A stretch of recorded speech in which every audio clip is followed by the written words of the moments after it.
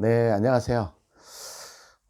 우리가 매출을 올리려고 하면 여러 가지 방법이 있잖아요. 여러 가지 방법이 있어요. 그게 참 쉽지는 않습니다. 매출을 올리는 게. 그 매출을 올리는 거에 가장 기본은 내가, 어, 뭐, 요식업을 한다. 제가 이제 요식업을 많이 했기 때문에 이 매출을 다른 것들은 뭐 어떻게 보면 직접적인 마케팅을 들어가고 뭐 홍보를 하고 하는 것들도 있지만, 음식점 같은 경우에는 뭐 다른 것도 마찬가지일 것 같아요. 가장 기본은 뭐냐면 위생 상태하고 음, 그 음식의 퀄리티예요. 그러니까 그거를 완벽하게 맞춰놔야 돼요. 완벽하게. 그게 일단 가장 바닥에 깔리는 적입니다. 뭐 환경이 어떻든지 간에 그런 것들을 뭐 청소를 하고 붙이고 뭐 해서든 위생적인 부분들, 위생적인 부분들을 일단 바닥을 깔고요. 그 다음에 뭐냐면 음식의 퀄리티를 맞추는 거예요. 제가 드리는 말씀이 뭐냐면 10,000원짜리 파는데 50,000원짜리 같이 뭐 만들라는 얘기는 아닙니다. 그냥 10,000원짜리에 맞는 그 손님의 시각에서 봤을 때 정말 그 맛, 그 다음에 그 어떤 색깔, 또 향, 뭐 이런 것들을 좀 조합해서, 이런 것들은 뭐냐면 저보다 더 전문적인 부분들이 있을 거예요. 좀 그런 것들을 더 수집을 하시는 것도 좋을 거라고 생각을 하거든요. 그러니까 제가 얘기하는 거는 뭐 어떻게 보면 뭐 제가 다뤘던 것들을 쭉 보자면, 무슨 덮밥이다 그러면 덮밥이 이렇게 뭐 야채 같은 것들을 이렇게 살아 있게끔 이렇게 좀 볶아줘야 되잖아요.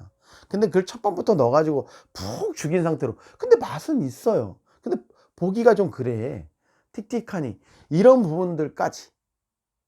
그다음에 이래 보면은 뭐 어 쌀 같은 경우에도 이렇게 보면 뭐 베트남 쌀처럼 이렇게 흩어지는 쌀들이 있잖아. 그런 것들을 또 그것도 뭐 압력밥솥을 썼느냐 그렇지 않느냐에 따라 틀리지만, 그런 밥조차도 윤기 있게 또 좋은 쌀을 통해서 하다 보면 어떤 같은 가격을 가지고 좀 또 퀄리티가 높아지는 거예요. 뭐 이런 부분들. 그다음에 또 뭐냐면 지금 제가 어 피자를 지금 하고 있잖아요. 이 피자도 뭐냐면 저가이지만 고가 피자하고 비교했을 때도 손님이 '내가 이것을 선택한 게 잘했구나.'라는 느낌의 정도의 피자가 되어야 되는 거예요.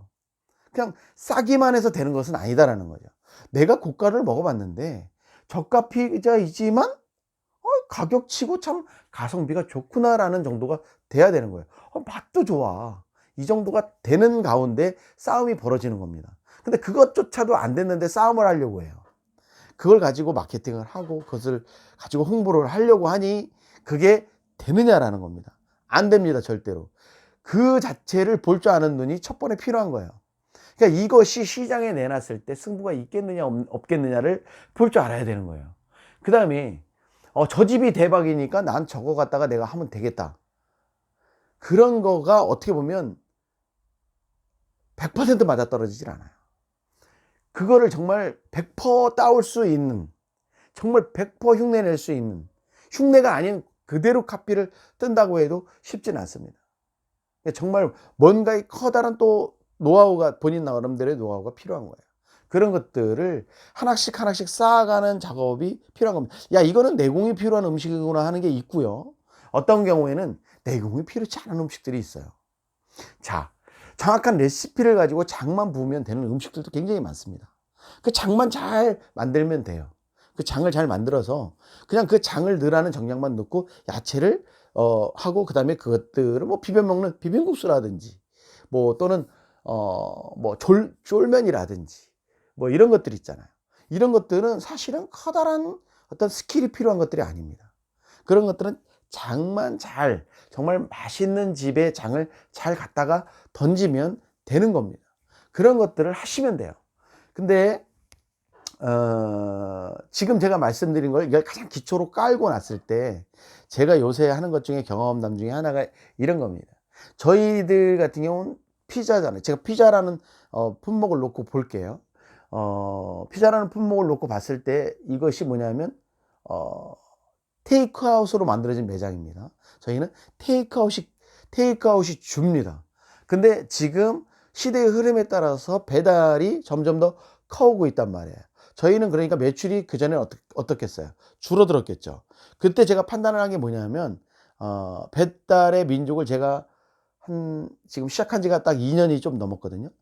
한 2년 전에 시작을 할 때 다른 데 매장들은 다 배달을 했었어요. 배달의 민족이다 뭐 이런 걸 했었는데 요기요는 뭐냐면 수수료가 높다 보니까 그 사람들이 잘 선택을 하지 않았고, 그 사람들은 배달의 수수료가 조금 낮은 배달의 민족을 선택해서 하고 있었죠. 다른 매장들, 피자집, 다른 체인점들 같은 경우에. 그래서 저 같은 경우에는 그때 당시에 제가 족발집을 하고 있었기 때문에 그냥 어느 정도 뭐랄까 무관심까지는 아니어도 그냥 요 정도 세팅되면 우리가 요렇게 수익이 나면 된다고 하고 그냥 뒀었어요. 그러나 제가 이제 족발집을 그만두고 그 매장으로 갔을 때 제가 첫 번에 시작한 것이 배달입니다. 여기서 배달을 뭐냐면 퍼센티지를 키우기 위해서 첫 번에 흥분하지 않았어요. 요즘엔 스티커를 한다든지 뭐 책자를 넣는다든지 이런 광고는 요즘에 할 수가 없습니다. 그러다 보니까 어떤 광고를 저도 생각을 했냐면 배달의 민족과 요기요와 뭐 이런 것들을 생각을 한 거예요. 뭐 배달통도 있었고 뭐 여러 가지가 위에 뭐 있잖아요. 뭐 지금 뭐 쿠팡까지 생겼고 여러 가지가 있는데 저 같은 경우에는 그때 남들이 하지 않는, 수수료가 높아서 하지 않는 요기요까지 한 거예요.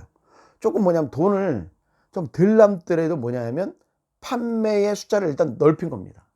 그 다음에 제가 한 게 뭐냐면 섹타를 넓혔어요. 섹타를 광범위하게 가져갑니다. 좀 제가 힘들더라고요. 그 다음에 제가 직접 배달을 하기 시작하는 거예요. 제가 직접 배달을 합니다. 그리고 섞어요. 대행하는 친구들하고, 배달 대행하는 친구들하고, 제가 뭐 20을 한다면 그 친구들에게 80, 제가 나중에 30을 한다 그러면 그 친구 70, 제가 40을 하고 60을 주고, 이런 식으로 해서 제가 점점 키워나갑니다.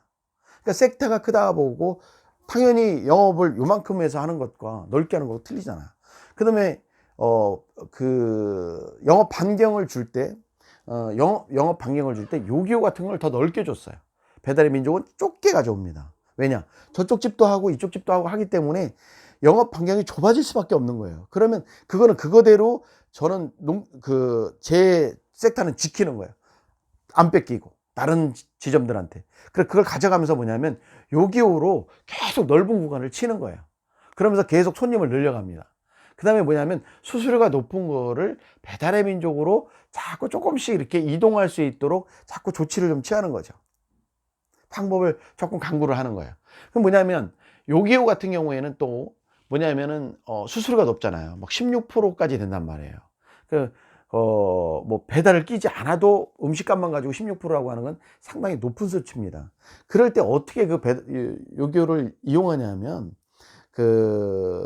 손님들한테 요기요가 인지도가 있어요. 그러다 보니까 손님들이 요기요를 통해서 또 주문을 하시는 분들이 있습니다. 그럼 거기에는 배달 팁을, 여기에는 배달 팁이 0원이지만 여기는 배달 팁이 1,000원이 들어가는 거예요.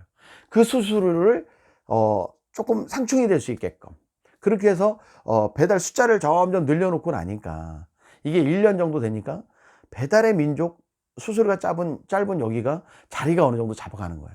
그럼 여기를 어떻게 하느냐? 이걸 두 개 다 가져가기에는 제가 능력이 이제 부족한 겁니다. 뭐 30건, 40건 막 이래 들어오면 이거를 치고 나가면 제가 힘이 드는 거야. 그럼 이럴 때는 배달하는 애들을 걷다가 또 끼게 되면은 또 4,000원 플러스 거기에 수수료가 들어가니까 제가 좀 어떻게 보면 의미가 없어지잖아요. 이 안에는 점점 바쁜데 사람을 더 넣을 수 있는 상황은 아니잖아요. 그러면 고정비는 또 올라가는 거 아니야. 그럼 고정비를 잡아놓고 해야 나한테 수익이 떨어지니까, 그 다음에 이 부분에 있어서 뭐냐면 섹타를 제 안쪽으로 갖고 오는 거예요. 섹타를 조금 줄이는 거죠. 먼데 정말 먼데 있잖아요. 먼데까지 갔던 데를 조금씩 섹타를 안쪽으로 다 줄이는 거예요. 거기를 반경에, 영업 반경에서 조금씩 줄여 놓는 거죠. 그리고 나면 조금 먼 데가 뭐랄까 주문이 안 들어옵니다. 그러면서 제가 조금 더 여유를 가질 수가 있어요. 그리고 손님을 제 구역 섹터 내에서 늘려야 제가 가장 빠르게 수익을 올릴 수가 있습니다. 근데 그 자체가 이루어지면 여기서부터는 손님들한테 지속적인 서비스예요. 지속적인 서비스. 여러분들이 무슨 뭐 큰 서비스를 하라는 게 아닙니다. 주문이 들어오면 빨리 가져다 주고 식지 않도록, 그 다음에 말 한마디라도 따뜻하게 하는 거예요. 감사합니다. 맛있게 드시고요. 다음에 또 이용해 주세요. 이렇게 손을 모아서 한 번쯤 인사할 수 있는 그 정도만 되면 여러분들은 밥 먹고 사는데 전혀 지장 없습니다. 제가 이런 어떤 이야기를 어떻게 보면 좀 실질적으로 좀 드려보고 싶더라고요.